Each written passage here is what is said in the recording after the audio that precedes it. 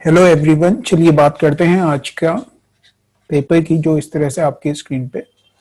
Find the area and the circumference of a circle if the radius is 14 centimetre. It means radius आपको 14 given है, आपसे 2 पाई are की value कह रहा है सर्कल, और एरिया की वैल्यू कह रहा है। तो एरिया देखो, अगर 7 होती है रेडियस तो सर्कमफेरेंस 44 होता है और एरिया जो होता है 154 होता है। लेकिन आपसे रेडियस डबल कह रहा है, 14 कह रहा है, तो इसका करें डबल 88 और इसका करें 4 टाइम, एरिया का 4 टाइम, तो 616। तो इस तरह से आप देखें ऑप्शंस में कौन सा है। तो एरिया चाहिए आपको 616, ये गिवन है, और सरकमफेरेंस 88 सेंटीमीटर। तो ये जो हमने यहाँ पे इस तरह से समझाया, इसे आपने लर्न भी करना है और याद भी रखना है, क्योंकि एग्जाम में इतना टाइम नहीं होता कि आप इन्हें कैलकुलेट करो। Got it. चलिए नेक्स्ट क्वेश्चन की तरफ चल रहे हैं, और नेक्स्ट क्वेश्चन ये रहा आपकी स्क्रीन पे। 5 cos square theta plus 1 equal to 3 sine square theta. और ऑप्शंस पे अगर आप जाओगे तो आपको दिख रहा है √3 √3 √3 √3। इट मींस tan थीटा और sec थीटा आपको √3 कब देता है, या तो थीटा इक्वल टू 30 पे देंगे या 60 पे देंगे। तो आप दोनों में से किसी को भी चेक करके देख सकते हैं। 30 को चेक करके देखते हैं। तो देखो 30 को चेक करके देख रहे हैं, तो 30 की वैल्यू हो जाती है आपकी 3/4 प्लस 1 इक्वल टू 3 इंटू 1/4। तो 3/4 आना चाहिए। तो ये 15 प्लस 4 अपॉन 4, तो 3/4 नहीं है ना, नहीं है, मतलब 30 नहीं लेंगे, क्या लेंगे, 60 लेंगे। 60 सीधे वैल्यूज यहाँ पुट करो, क्योंकि कोई और चीज ऑप्शन है नहीं आपके पास, तो आप सीधे 60 पुट कर सकते हैं। तो 10 60 की वैल्यू देखो कितनी होती है, √3 प्लस सेक 60 की वैल्यू देखो कितनी होती है, 2 अपॉन कॉट 60 की वैल्यू देखो कितनी होती है, 1/√3 प्लस कॉसेक 60 की वैल्यू देखो कितनी होती है, तो आप कहेंगे 2/√3। यहां से अगर आप इसे सॉल्व करोगे तो 3/√3 मीन्स √3 आ जाएगा। ठीक है, इस तरह से कोई ऑप्शन है नहीं, तो √3 से ऊपर नीचे मल्टीप्लाई करते हैं न्यूमरेटर और डिनोमिनेटर को, तो ये तो आपको 3 दे देगा, और यहाँ पे जो वैल्यू है वो आ जाएगी 3 प्लस 2√3 अपॉन 3। तो इस तरह से अगर कोई ऑप्शन है तो वो आंसर हो जाएगा। चेक करिए है क्या इस तरह से कोई ऑप्शन, 3 प्लस 2√3 अपॉन 3, तो 3 आना चाहिए। ये है option, option number D. Got it. चलिए नेक्स्ट क्वेश्चन की तरफ चल रहे हैं, और नेक्स्ट क्वेश्चन आपकी स्क्रीन पे ये रहा। A can do a piece of work in 6 days, B can do in 9 days. With the assistance of C, they complete the work in 3 days. इस तरह से कह रहा है A अकेला 6 days में और B 9 days में, और A B C अगर साथ में वर्क करते हैं तो 3 days लेते हैं। एलसीएम ले लेते हैं, 18 आ गया, 6 3 टाइम, 9 2 टाइम, 3 6 टाइम। देखो अगर A और B साथ में वर्क करते हैं तो 5 वर्क करते हैं, मगर यहाँ पे कितना हो रहा है, 6 हो रहा है। इट मीन्स जो 1 वर्क हो रहा है वो कौन कर रहा है, C कर रहा है। तो सी अकेला कितने डेज में करेगा, 18 डेज में। 18 आंसर हो जाएगा। चलिए नेक्स्ट क्वेश्चन की तरफ चलते हैं। ये रहा आपकी स्क्रीन पे। The total number of student in the class is 65। 65 का मतलब है जो सम होगा, ठीक है। If the total number of girls in the class is 35 and the ratio of the total number of boys to the total number of girls, तो boys और girls का रेशियो आपको फाइंड आउट करना है। गर्ल्स गिवन है आपको 35, है ना, तो बॉयज कितने हो जाएंगे, 30 हो जाएंगे। रेशियो देखो 6:7 आ गया, तो है नहीं कुछ क्वेश्चन में। चलिए नेक्स्ट क्वेश्चन की तरफ चलते हैं, और नेक्स्ट क्वेश्चन को समझेंगे कि कैसे होगा। Next question, by what number must be given number to be multiplied to increase the number by 25%। 25% increase करना है किसी नंबर को। 25% का मतलब होता है 1/4, इंक्रीज करना है, इट मीन्स 5/4। इट मीन्स कि किसी नंबर को अगर 25% इंक्रीज करना है तो 5/4 से मल्टीप्लाई करना होगा, और अगर डिक्रीज करना है 25 से का मतलब हो जाएगा 3/4 से मल्टीप्लाई करना होगा। दोनों केसेस हमने यहाँ पे समझ लिए। चलिए नेक्स्ट क्वेश्चन की तरफ चलते हैं। cot theta plus tan theta equal to 2 sec theta, और थीटा लाइज बिटवीन 0 एंड 90, और आपको ये वैल्यू फाइंड आउट करनी है। ऑप्शन में जाओगे तो √2 दिख रहा है, √3 दिख रहा है। तो √2 का मतलब हो गया 45 हो सकती है वैल्यू, √3 का मतलब हो गया 30 या 60 हो सकती है वैल्यू। ठीक है, तो यहाँ पे अगर आप 45 चेक करो तो देखो ये देगा आपको कितना, 1+1 2 और 2 × sec 45√2।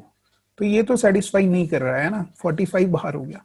इट मीन्स या तो 30 होगा या 60 होगा। तो क्या पुट करके देखते हैं, 30 पुट करके देखते हैं। तो 30 पुट करोगे तो √3 + 1/√3 इक्वल टू 2 × 2/√3।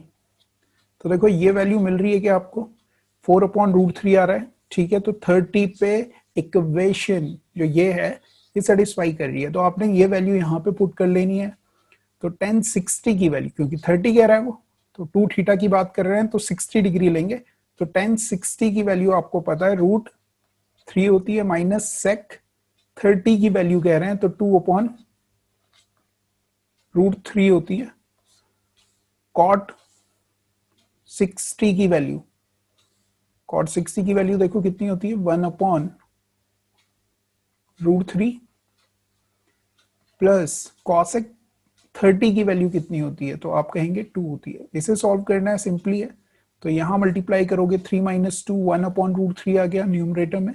डिनोमिनेटर को चेक करोगे तो आपके पास आ रहा है 2√3 प्लस 1/√3। √3 से √3 कैंसिल आउट हो गया। इट मीन्स इसका बस रैशनलाइजेशन करना है। तो आपके पास आएगा 2√3 - 1 अपॉन और a² मतलब 4 × 3 - 1, तो 11 एक ही ऑप्शन में है, आंसर हो गया।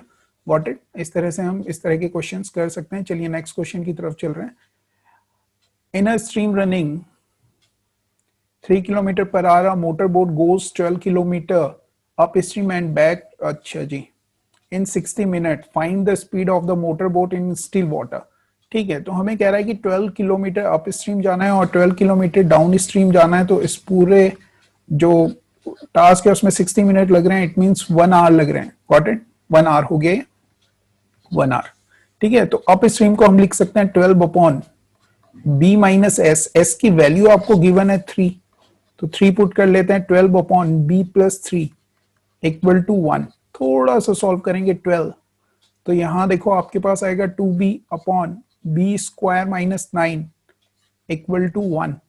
ठीक है, इसे भी सॉल्व करेंगे तो b² - 24b - 9 इक्वल टू 0। तो 9 के ऐसे फैक्टर करना है माइनस करके 24 आए, तो ऐसे फैक्टर होते नहीं है। तो आपने क्या करना है, श्रीधराचार्य जो फॉर्मूला है उसे अप्लाई करना है, -b, तो +24 प्लस माइनस √b² 576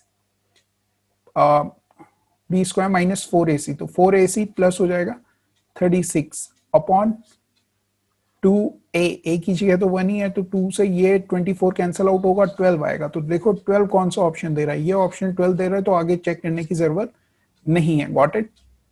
चलिए नेक्स्ट क्वेश्चन पे चलते हैं, जो कि है इस तरह से आपकी स्क्रीन पे। Next question, in a triangle ABC, D is a point on BC such that AD is a bisector of angle A। इतना पढ़ने के बाद हमें क्लियर हो गया कि A यहाँ पे होगा, B और C ये होगा, और AD जो है वो बाइसेक्टर है ABC का, BAC का। ठीक है, एंगल A का। AB की वैल्यू इतनी गिवन है और AC की वैल्यू आपको 7.8 गिवन है, BC आपको 13 गिवन है। आपसे पूछ रहे हैं कि DC की वैल्यू कितनी होगी, DC की। ठीक है, तो यहां से ऑब्जर्व करोगे तो देखो 13 की टेबल में दोनों नंबर्स आते हैं। तो पहले यहाँ पे कौन सी थ्योरम लग रही है ये समझना जरूरी है। एंगल बाइसेक्टर थ्योरम हम यहाँ पे अप्लाई कर रहे हैं। जिस रेशियो में ये और ये होंगी साइड्स, उसी रेशियो में सामने वाली साइड्स को क्या करेगा, बाइसेक्ट करेगा। बाइसेक्ट करेगा या इंटरसेक्ट करेगी। ठीक है, तो देखिए 13 9 टाइम्स और 13 6 टाइम, तो 3:2 आ गया आपके पास। तो 13 को आपको 3:2 में डिवाइड करना है। इट मींस आपको अगर डीसी चाहिए तो आप कह सकते हो 2/5 × 13, यहाँ पे भी 2 से करो, यहाँ पे भी 2 से करो, क्या दिक्कत है इसमें। 13 4 टाइम्स 552 होता है और पॉइंट लग जाएगा, तो 5.2 आंसर हो जाएगा। चलिए नेक्स्ट क्वेश्चन की तरफ चल रहे हैं, जो कि आपकी स्क्रीन पे इस तरह से है। The average score of score in the mathematics of 90 student of section A and B together is 49. Average score given है 90 student का। The number of student in A was 25% more than A or B. दो classes हैं या दो sections हैं, ए में 25% more than B, B से, तो बी में लेट कर लो कि 4 स्टूडेंट हैं, तो ए में 5 स्टूडेंट्स होंगे, and the average score of the student in B was 20% higher than that of a student in A. 20% higher है का मतलब है अगर ए का एवरेज 5 है या 5x ले लो तो बी का एवरेज 6x हो जाएगा। Got it?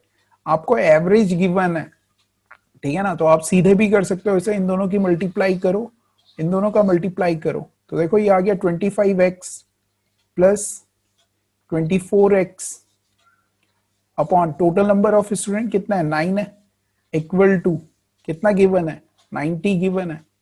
Got it? आपसे पूछ क्या रहे हैं, what is the average score of the student A, तो 5x की वैल्यू आपको फाइंड आउट करनी है। यहां से आपके पास किसकी वैल्यू निकल रही है, 49x की वैल्यू आपके पास निकल के आ रही है, सॉरी ये 49 ही था, एवरेज तो 49 था, 49 के इक्वल आ रही है, 49 से 49 कैंसिल आउट हो गया और ये 9 भी तो मल्टीप्लाई हुआ होगा, तो 9 यहां ले लो, x की वैल्यू 9 आ गई, 5 इंटू 9 करोगे तो आ जाएगा 45। Got it?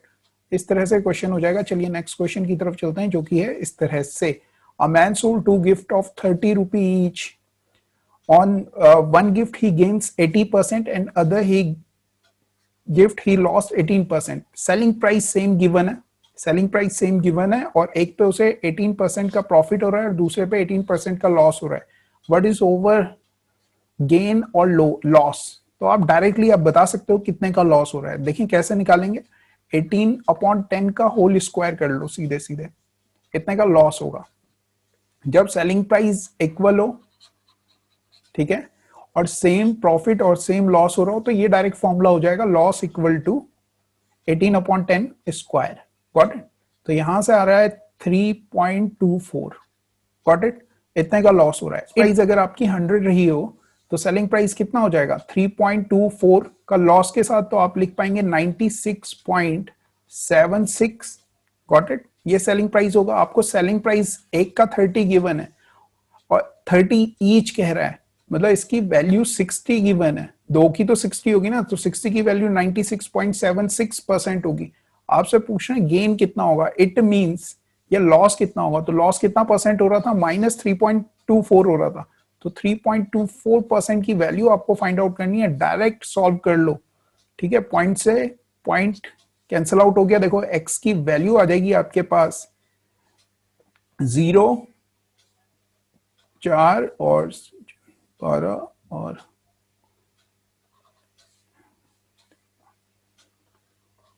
ये आ गया। Got it? इसे आपने सीधे सीधे डिवाइड करना है 9676 से। Got it?